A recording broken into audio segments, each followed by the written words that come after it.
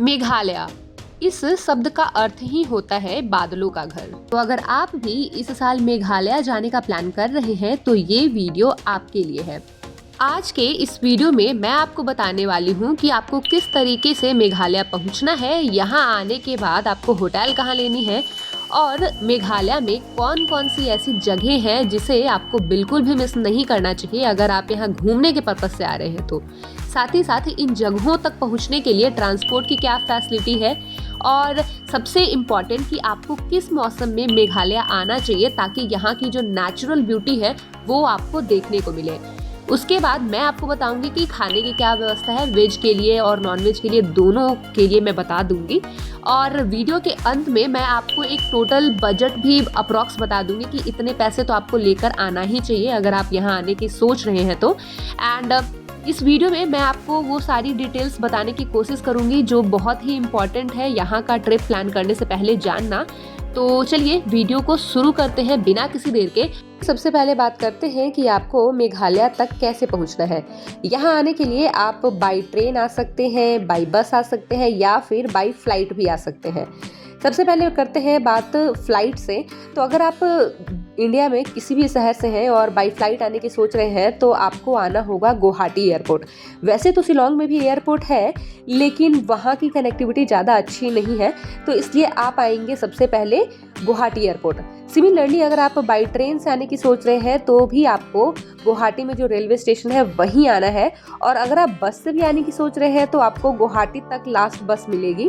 And एक बार जब आप गुवाहाटी आ जाइएगा उसके बाद यहाँ से आपके पास कई सारे ऑप्शंस होंगे मेघालय की राजधानी शिलोंग तक पहुंचने का। आप चाहे तो यहाँ पे टैक्सी की भी बुकिंग कर सकते हैं। मतलब जैसे ही आप स्टेशन के बाहर आइएगा ना तो वहाँ पे एक टैक्सी स्टैंड है और वहीं से आपको गुवाहाटी जाने के लिए टैक्सी मिल जाएगी। हालांकि अगर आप टैक्सी की बुकिंग करते हैं तो उसके लिए आपको 2000, 2500 और 4000 तक ऐसे पे करने पड़ते हैं। और अलग अलग गाड़ियों की ना अलग अलग प्राइसिंग होती है जैसा कि आपको स्क्रीन पे दिख रहा होगा।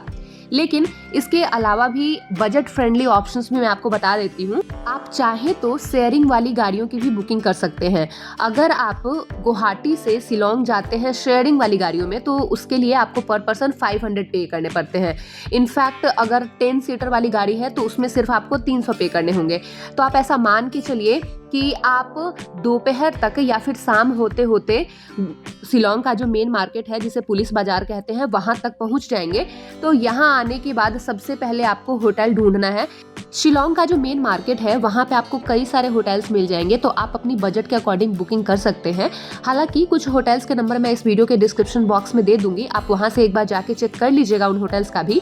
और अगर आप किसी अच्छे होटल में बुकिंग करते हैं तो यहाँ पे वो आपको कॉम्प्लीमेंट्री ब्रेकफास्ट तो देते ही हैं, साथ ही साथ जैसे अगर आपको शहर के आसपास की जगहों को एक्सप्लोर करना है ना तो उसके लिए वो गाड़ी की भी सुविधा देते हैं। हालांकि जो गाड़ी वो प्रोवाइड कराते हैं उसके लिए अलग से आपको पे करना होता है। रात के टाइम पे आप शिलोंग का जो मार्केट है पुलिस बाजार वहाँ जरूर जाएं क्योंकि यहाँ पे ना बहुत बड़ी मार्केट लगती है और उस मार्केट से आप बहुत सारी शॉपिंग भी कर सकते हैं। एंड इनफैक्ट काफ़ी सस्ती प्राइस होती है यहाँ पे। मैंने खुद यहाँ से शॉपिंग करी है इसलिए मैं आपको रिकमेंड कर रही हूँ।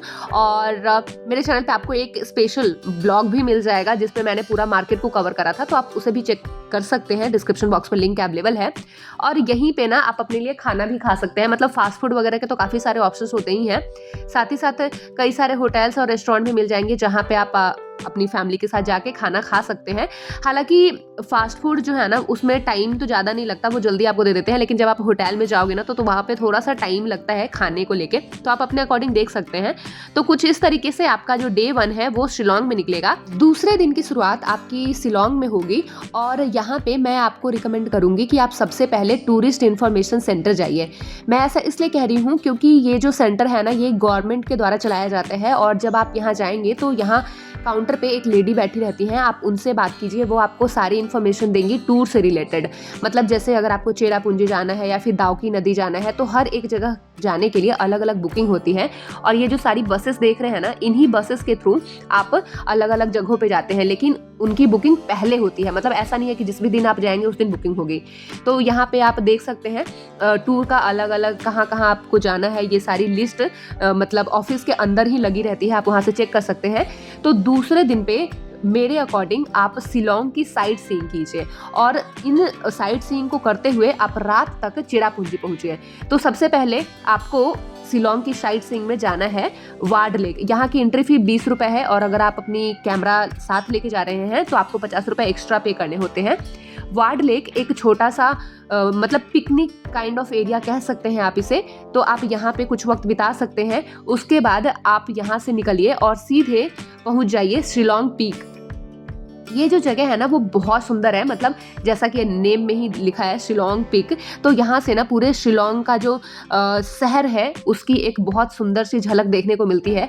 और यहाँ पे आई लव शिलोंग करके बनाया गया है, तो आप वहाँ पे फोटो शूट वगैरह भी करवा सकते हैं। और ये देखो कितना सुंदर पूरे शिलोंग का जो नज़ारा है वो यहाँ से दिखता है। यहाँ पे इनकी जो ट्रेडिशनल ड्रेस है आप उसे पहन के फ़ोटो खिंचवा सकते हैं। उसके बाद आप एयरफोर्स म्यूजियम जाइए। यहाँ पे अंदर मतलब वीडियो ज़्यादा बनाना अलाउ नहीं है, 1-2 पिक्चर्स आप क्लिक करा सकते हैं। और इसके बाद शिलोंग का सबसे फेमस एलिफेंट फॉल है, वहाँ जाना होता है। तो यहाँ के लिए आपको 100 रुपीज़ एंट्री फी लगती है, लेकिन बहुत अच्छी जगह है, यहाँ पे ज़रूर जाना। स्पेशली अगर आप बारिश के मौसम में जाते हैं तो काफ़ी जो इनका वाटर का फ्लो होता है फॉल का वो आपको काफ़ी ज़्यादा देखने को मिलेगी। तो थोड़ा सा फॉल से दूर ही रहना, हालांकि बैरिकेड बनाया गया है तो आपको ज़्यादा नज़दीक तक जाने का परमिशन भी नहीं है। और कुछ इस तरीके से आप आगे को बढ़ते हैं और आप पहुँचते हैं द्वान सिंह ब्रिज पे। और इस ब्रिज से आपको एक वैली का कंप्लीट जो व्यू है वो नज़र आता है। बहुत सुंदर व्यू यहाँ से नज़र आता है। और फिर इन जगहों को एक्सप्लोर करते हुए आप आगे की तरफ बढ़ेंगे तो आप आएंगे गार्डन ऑफ केव्स में, जहाँ की एंट्री फी अगेन आपको 100 रुपीज़ पे करनी होती है और बच्चों के लिए 50 रुपये होते हैं। एंड यहाँ पे ना एक फॉल भी है तो वो भी आपको देखने को मिलेगा। तो भाई दूसरा दिन जो आपका है वो कुछ इस तरीके से बीतेगा और आप मान के चलो कि शाम हो जाएगा आपको चेरापूंजी पहुँचते पहुँचते। तो जब आप चेरापूंजी पहुँचेंगे ना तो वहाँ पे रहने के लिए आपको कई सारे मतलब ऑप्शंस मिल जाएंगे। चाहे तो आप होटल में रुक सकते हो, हॉस्टल में रुक सकते हो, या फिर डॉर्मेट्री भी उधर अवेलेबल रहती है, तो आप अपने अकॉर्डिंग होम स्टे वगैरह भी देख सकते हैं। फिलहाल इस वीडियो में मैं जो आपको रूम दिखा रही हूँ इसका चार्ज 2500 पर नाइट था। हालांकि मैं आपको रिकमेंड करूंगी कि आप चेरापूंजी में पहले से बुकिंग होटल की ना करवाएं, वहां जाके अपने अकॉर्डिंग देख लो कि आपको कहाँ रुकना ज़्यादा पसंद है। अगर मेरी मानो तो आप किसी होम स्टे में रुक लेना। तो इस तरीके से आपका डे 2 बीतेगा। अब डे 3 की बात करते हैं। आज हम लोग जाने वाले हैं डबल डेकर की सैर पे। और डबल डेकर जैसा कि आप सभी को पता है कि यूनेस्को का वर्ल्ड हेरिटेज साइट भी है, लिविंग रूट ब्रिज है। बहुत सुंदर जगह है। मतलब अगर आप चेरापूंजी जा रहे हो ना तो एक दिन एक्स्ट्रा लेके जाना, क्योंकि जो हमारा तीसरा दिन है वो हमने डबल डेकर की जब ट्रैकिंग करेंगे, इसको देखने जाएंगे तो उसी में निकल जाएगा। तो आज रात में भी हम लोग चेरापूंजी में भी स्टे करेंगे। सो अभी हम लोग जा रहे हैं डबल डेकर रूट ब्रिज की तरफ। और जब आप इस रास्ते में जाओगे ना, स्पेशली अगर आप मानसून के सीजन में जाओगे, इतना खूबसूरत व्यू नज़र आता है कि मतलब देखते रह जाओगे आप। पीछे मतलब आपको ऐसे ब्रिज बना हुआ रहता है लोहे का और रस्सियों के, देखो ये नीचे लोहे का ये ब्रिज है और साइड में ऐसे रस्सियाँ लगाई गई हैं। तो इन ब्रिज को क्रॉस करते हुए आप टिकट काउंटर पे पहुंचते हो और डबल डेकर जो रूट ब्रिज है ना उसके लिए आपको टिकट लेना होता है। और ये जो भी आप देख पा रहे हैं यही है डबल डेकर रूट ब्रिज। और ये ना लिविंग रूट से बना हुआ है, मतलब जो पेड़ की जड़ें होती हैं ना तो वो मतलब जो यहाँ के विलेजर्स वगैरह रहते हैं वो इसको बनाते हैं, मतलब प्रॉपर वो जो जड़ें होती हैं ना उनको आपस में एक दूसरे से जोड़ के इस रूट ब्रिज का फॉर्मेशन करते हैं। और बेसिकली रूट ब्रिज किसी भी नदी के ऊपर बना हुआ होता है, क्योंकि देखो नीचे नदी फ्लो हो रही है और ऊपर आप टहल सकते हो उस पर। इसके बाद आप रूट ब्रिज से बाहर निकलोगे और ये जो सामने आप वाटरफॉल देख रहे हो इसको आप विजिट करने आओ। इसका नाम है कैनियम फॉल, जो कि 7th highest waterfall in India है। अब आज के दिन ना मतलब डबल डेकर रूट ब्रिज की जो ट्रैकिंग होती है ना वो थोड़ी सी थकान वाली होती है। तो आप 2 ही चीज़ें एक दिन में कवर कर सकते हो, एक तो ये वाटरफॉल और एक वो डबल डेकर का रूट ब्रिज। तो कुछ इस तरीके से आपका डे 3 निकलेगा। अब बात करते हैं डे 4 की। तो आज के दिन हम लोग चेरापूंजी की और भी जो टूरिस्ट अट्रैक्शन वाली जगह है उसको देखने जाने वाले हैं, जिसमें से सबसे पहले आपको जाना होगा 7 सिस्टर फॉल, जो कि यूनेस्को का अगेन वर्ल्ड हेरिटेज साइट है। बहुत प्यारा ये फॉल है।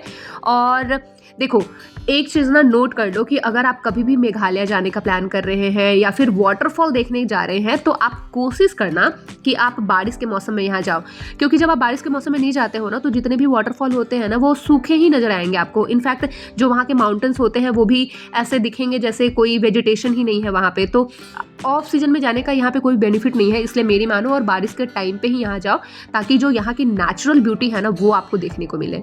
और इनफैक्ट अगर वेदर क्लियर रहा तो ये जो सेवन सिस्टर वाटरफॉल है ना, यहीं से आपको बांग्लादेश, पूरा बांग्लादेश दिखता है। मतलब ये जो सामने आप देख पा रहे हो ना, अभी तो वेदर उतना क्लियर नहीं है, इसको नहीं दिख रहा होगा, लेकिन जैसे अगर आप जाते हो, वेदर क्लियर होता है तो पूरा बांग्लादेश यहाँ से दिखता है। बहुत सुंदर नज़ारा दिखता है, तो इसलिए बारिश के टाइम में ही यहाँ पे जाएं। इसी वाटरफॉल के पास में एक और जगह है जिसका नाम है माउंट रॉप। यहाँ से भी अगेन आपको जो बांग्लादेश का बॉर्डर है ना, वो पूरा एरिया दिखाई देता है। और जब आप आगे की तरफ बढ़ेंगे तो नेक्स्ट डेस्टिनेशन आपका होगा एक केव जो कि लाइमस्टोन से बना हुआ है। और ये जो केव है वो बहुत ही पुराना है, और यहाँ आने के लिए ना आपको एंट्री टिकट लेनी होती है। आई गेस 50 रुपीज़ की एंट्री टिकट है यहाँ की। और जब आप इस केव के अंदर जाएंगे ना, मतलब इस रास्ते से होके जाएंगे, तो ये जो केव है वो पूरा लाइमस्टोन का बना हुआ है। और अगर आप बारिश के मौसम में जाते हैं तो अंदर आपको पानी भी देखने को मिलेगा, और काफ़ी अंधेरा रहता है यहाँ पे। इस केव से निकलने के बाद नेक्स्ट प्लेस जहां आप आएंगे वो है विवेकानंद का ये एक म्यूजियम है, जहां पे आपको विवेकानंद से रिलेटेड चीज़ें देखने को मिलेंगी। और इसी म्यूजियम से जब आप थोड़ा सा आगे बढ़ोगे ना, तो एक बहुत ही खूबसूरत सा ये वाटरफॉल है। काफ़ी हाइट से यहाँ पे जो वाटर है ना वो नीचे की तरफ आता है, तो जिसकी वजह से जो इसका एक फ्लो होता है वो देखने में बहुत खूबसूरत सा दिखता है। और अगर आप किसी ऐसे दिन आ गए जिस दिन मौसम पूरा खुला हुआ हो, तो यहाँ पे आपको रेनबो भी देखने को मिलेगा। और जब रेनबो बनती है ना, तो ये जो वाटरफॉल है इसकी खूबसूरती में 4 चांद लग जाते हैं। और मतलब चेरापूंजी की ये one of the best places है अगर आपको फोटोग्राफी करने का शौक है या फिर वीडियोग्राफी करने का शौक है। और यहाँ पे आप आसपास मतलब ड्रोन से भी वीडियोस बना सकते हैं, ड्रोन से भी वीडियो बनाना यहाँ पे अलाउ है। एंड आप अपनी भी फोटो शूट कर सकते हैं इस वाटरफॉल के साथ। और कभी कभी तो ऐसा होता है ना कि ये जो फॉल है ना, इसका पानी आपको उल्टे डायरेक्शन में दिखेगा, मतलब ऊपर की तरफ जाते हुए दिखेगा। तो जब आप इस वाटरफॉल को देखेंगे ना, तो इतना कुछ देखने में आपका जो डे 4 है वो निकल जाएगा। और डे 4 की शाम में आप पहुंचेंगे मावेंगलोंग विलेज में। और आज रात की जो स्टे है, मतलब डे 4 का जो स्टे है वो आप मावेंगलोंग में ही कीजिए। यहाँ पे कई सारे आपको होम स्टे देखने को मिलेंगे जहाँ आप आसानी से अपनी बुकिंग करा सकते हैं। अगेन इस गाँव की अगर मैं बात करूँ तो एशिया का सबसे क्लीनेस्ट विलेज कहा जाता है इस गाँव को। और डे 5 की अगर मैं बात करूं तो डे 5 में आपको घूमने के लिए और भी बहुत सारी जगह हैं। सबसे पहले मैं स्टार्ट करूंगी मावेंगलोंग विलेज से। आप देख सकते हैं जैसा कि वैसे तो इसे Guinness book of world record में भी इसका नाम लिखा गया है कि एशिया का सबसे क्लीनेस्ट विलेज है। और जब आप इस विलेज में आओगे आपको इतना अच्छा महसूस होगा, मतलब चारों तरफ आपको ग्रीनरी देखने को मिलेगी। और यहाँ पे ना कुछ चर्च भी हैं, 2 चर्च है, छोटा सा ही गांव है लेकिन इसी छोटे से गांव में आपको 2 चर्च देखने को मिलेंगे। ट्री हाउस काफ़ी सारे बने हुए हैं, और इनफैक्ट आप ट्री हाउस में भी रुक सकते हैं, वहाँ के लिए अलग चार्जेज हैं। और यहाँ पे भी मेरी रिकमेंडेशन यही रहेगी कि जब आप इस गांव में विजिट करने आए ना, तो यहीं आके जो होम स्टे है ना वहाँ पे अपनी बुकिंग करवाएं रुकने के लिए। और यहाँ पे आपको पीचर प्लांट भी देखने को मिलेगा, जो आप इंसेक्टिवोरस प्लांट्स का आपने नाम सुना होगा कि जो कुछ ऐसे प्लांट्स होते हैं ना जो इंसेक्ट खाते हैं, तो यहाँ पे वो प्लांट आपको देखने को मिलेंगे। और यहाँ पास में ही ना एक लिविंग रूट ब्रिज है, ये सिंगल लिविंग रूट ब्रिज है। जो आपने चेरापूंजी में जहां हम गए थे वो डबल डेकर था, ये सिंगल डेकर रूट ब्रिज है। और इस सिंगल रूट ब्रिज, जैसा कि मैंने पहले भी बताया था कि रूट ब्रिज बनता ही इसलिए है ताकि नदी को क्रॉस किया जाए, तो नीचे आपको नदी दिखेगी।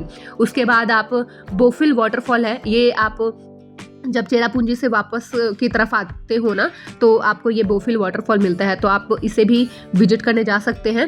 एंड इसके पास में ही एक, अब हम लोग पहुंच चुके हैं दावकी वाटरफॉल में। दावकी का तो नाम आपने सुना ही होगा, जहां एशिया का सबसे क्लीनेस्ट रिवर मतलब यहाँ पे है, उमगॉट रिवर जिसे कहते हैं। तो अभी हम लोग बढ़ रहे हैं उमगॉट रिवर की तरफ ही। और ये जो आप बाउंड्री देख रहे हैं ये बांग्लादेश का बॉर्डर है एक्चुअली। और ये जो आप रिवर देख रहे हैं बहुत ही सुंदर रिवर है। और बारिश के टाइम पे तो ये इतना ज़्यादा आपको क्लीनेस्ट नहीं दिख पाता है, क्योंकि बारिश के टाइम पे ना यहाँ पे बहुत भीड़ रहती है, तो ज़्यादा भीड़ होने की वजह से ज़्यादा लोग यहाँ पे बोटिंग करते हैं, तो इसकी वजह से इसका जो पानी है वो उतना ज़्यादा स्टिल आपको नहीं दिखेगा। हालांकि नॉर्मल जैसे विंटर के टाइम पे आप जाओगे ना तो ये बहुत क्लीन दिखता है। इनफैक्ट इतना क्लीन होता है कि इस पानी के अंदर के जो पेबल्स रहते हैं ना वो भी आपको दिखते हैं। और यहाँ पे रुकने की भी व्यवस्था रहती है, अगर आप चाहें तो यहाँ रुक भी सकते हैं। और इसके पास में ही इंडिया और बांग्लादेश का मतलब जो ऑफिशियल बॉर्डर है, रोड साइड जो बॉर्डर है वो आपको देखने को मिलता है। तो आप यहाँ तक आ सकते हैं, यहाँ पे पिक्चर क्लिक करवा सकते हैं, लेकिन आपको बॉर्डर क्रॉस करने का अलाउ नहीं है इधर से। उसके बाद आप फीफी वाटरफॉल में जा सकते हैं, जहाँ के लिए 4 पर्सन का आपका जो किराया होता है वो 800 रुपीज़ है, और साथ में एक टूरिस्ट गाइड भी आपको मिलते हैं। और ये भी एक अच्छा लोकेशन है फ़ोटोशूट कराने के लिए। इनफैक्ट बहुत ही ज़्यादा इंस्टाग्रामेबल ये प्लेस है, क्योंकि बहुत सारे मैंने इन्फ्लुएंसर्स को देखा है यहाँ पे पिक्चर्स वगैरह क्लिक कराते हुए। तो आज का आपका जो 5th डे है वो यहीं पे ख़त्म हो जाएगा। और अगर आज के डे की नाइट स्टे की मैं बात करूँ तो आपके पास 2-3 ऑप्शन होते हैं। आप चाहे तो दावकी में भी स्टे कर सकते हैं, कैंपिंग वगैरह होती है, बहुत अच्छी कैंपिंग होती है, आप कैंपिंग कर सकते हैं। या फिर आप चाहे तो डायरेक्ट उसी दिन रिटर्न होके आप डायरेक्ट शिलोंग आ जाओ और शिलोंग में अपना नाइट स्टे करो पुलिस बाजार में, और उसके नेक्स्ट डे आप अपने जो भी आपका जहाँ घर है वहाँ के लिए निकल सकते हो, मतलब वापसी गुवाहाटी के लिए निकल सकते हो। तो कुछ इस तरीके से मैंने एक छोटी सी कोशिश करी है कि आपको एक टोटल मतलब आइडिया दिया जाए कि किस तरीके से आप अपना मेघालय का ट्रिप प्लान कर सकते हैं। अब बात करते हैं बजट की। तो बजट कुछ तो चीज़ें आप पे भी डिपेंड करती है। जैसे अगर आप ये 5 डेज 4 नाइट का ट्रिप आप लेके चलते हो ना, तो पर पर्सन आप मान के चलो कि 10,000 तक आपका खर्च ईजिली आएगा। वहीं अगर आप कुछ शॉपिंग करते हो तो वो आपका पर्सनल एक्सपेंस है, वो आप इसमें ऐड ऑन कर सकते हैं। अब बात करते हैं best time to visit Meghalaya. तो भाई आप बारिश के मौसम में यहाँ आओ, मैंने पहले भी बताया है अगस्त सितंबर अक्टूबर अच्छा महीना होता है यहाँ आने के लिए। और एक चीज़ और मैं बता दूं कि मैंने जो फर्स्ट डे पे मतलब आपको शिलोंग की जो साइट सीइंग बताई थी ना, तो आप उसमें एक काम और कर सकते हैं कि आप चाहे तो एक दिन पूरा शिलोंग में ही बिताओ, नाइट स्टे वहीं करो, नेक्स्ट डे चेरापूंजी के लिए निकलो। अब क्योंकि मैंने एक ही दिन में शिलोंग की भी कुछ जगह घूमी थी, उसके बाद मैं वहाँ शाम तक चेरापूंजी भी पहुँच गई थी, तो शिलोंग की कुछ ही जगहों को मैंने एक्सप्लोर करा था। तो अगर आप मेरा वाला प्लान फॉलो करते हैं ना, तो एक दिन और मतलब रिटर्निंग में जब आप दावकी नदी वगैरह एक्सप्लोर कर लो ना, तो वापसी में रिटर्निंग में आप शिलोंग एक दिन मतलब स्टे करो, और शिलोंग में और भी बहुत सारी प्लेसेस है घूमने के लिए, उसको एक्सप्लोर करते हुए उसके नेक्स्ट मॉर्निंग आप गुवाहाटी के लिए निकलो और उसके बाद अपने घर को वापस जाओ। तो कुछ इस तरीके से आप अपना ट्रिप प्लान कर सकते हैं। मैंने एक अपनी कोशिश करी है एक छोटी सी कि आपको बताया जाए कि किस तरीके से आप अपनी मेघालय की जो ट्रिप है उसको यादगार बना सकते हैं।